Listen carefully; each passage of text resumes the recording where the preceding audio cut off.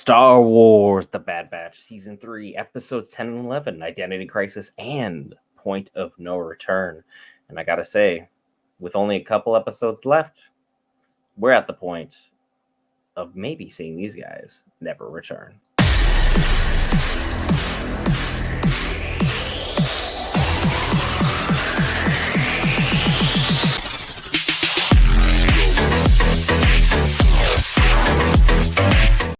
All right, guys, Brent here back for Geek to cover all things Marvel, DC, Lord of the Rings, anime, gaming, Star Wars, and more. This time, Bad Batch. And I gotta say, what a banger of 2 episodes this was. If you're not already subscribed to the channel, you know we've been covering everything concerning this amazing series here. And we've had a heck of a time getting to know Clone Force 99 and everything that has come along with it. Episode 10 focused on Dr. Carr, as I should say.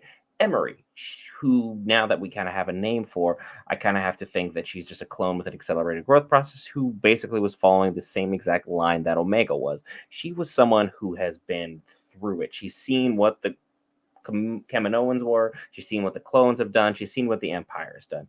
She ended up picking a side. The side that she ended up picking just happens to be evil. Now she's having her identity crisis because she's trying to figure out what she's going to do. She had a bad interaction with Jax. She's had a bad interaction with Eva. And she's starting to get really, really sentimental and attached to these kids. And how could you not? You'd have to be an absolute monster like Dr. Hemlock, who we finally got to see back in the spotlight for this episode to see, hey, he doesn't care about anybody. He is straight down to business, and he's willing to even almost talk back to Governor Tarkin, the Grand Moff Tarkin that he is, to ensure that his project gets done for the Emperor. It's insane to think that Hemlock could be this merciless, to be this cruel, to be this void of heart. But again, you're part of the Empire. You're part of a secret project only him and the Emperor knows about. Things are going to get bad, and things have been bad. So having things play out the way that they were just makes sense. And the fact that CAD Bane is once again thrown into a Dave Filoni project, bravo. Anytime we're going to get our boy CAD Bane back on screen is exciting for all of us. That being said, CAD Bane's all about payday, so morals, integrity, all that good stuff, completely out the window. As long as he gets paid, he doesn't care, doesn't ask too many questions. He's one of the best bounty hunters the galaxy's ever seen. Period, point blank, and that's just the way things are.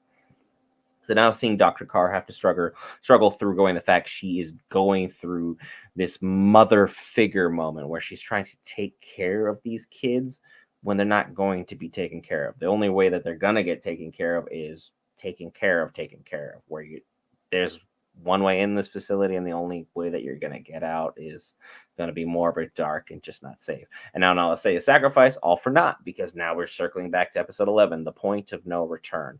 We had information stolen from one of our favorite pirates or treasure repossessor, if you will, and now the whole planet was compromised, everyone was under attack, and the Empire literally by force, the iron fist that they are, they were able to take out this planet, take Hunter down, they were able to take Wrecker down, they were able to take Badger out of the picture for a minute, they're able to distract Crosshair, and once again, Omega is back within their clutches. Omega, I gotta say though, girl, you got a good plan. It was a great idea. It just didn't have the execution because Crosshair has this moment and he had the bad shot.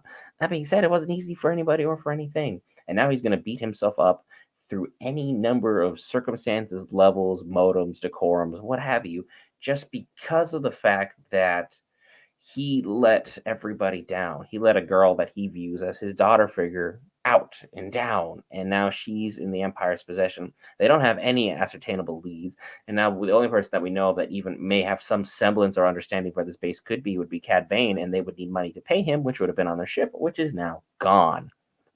So now we have to get all these pieces put together. Asajj could come back and help them try and get this base taken care of if she's got a soft spot for them. But again, if you're going to retcon a character and have her come back and do this as like a mother figure to Omega, having only one episode to do it seems a bit rushed, seems a bit lacking in thought, and something I wouldn't really be all that in support of, even though we get cool lightsaber battles, there's narrow hallways, and anytime you're finishing a season, you get a hallway scene, or finishing a movie with a hallway scene, a la, Darth Vader in Rogue One or Luke Skywalker in Mandalorian season 2, things can get pretty epic. That being said, this show is going to continue to get darker and darker and darker. We have so many moments that things are going to continue to get worse and worse and worse for our clones, because the only people that we know that make out of this alive is Rex, and he's nowhere to be seen in any of this.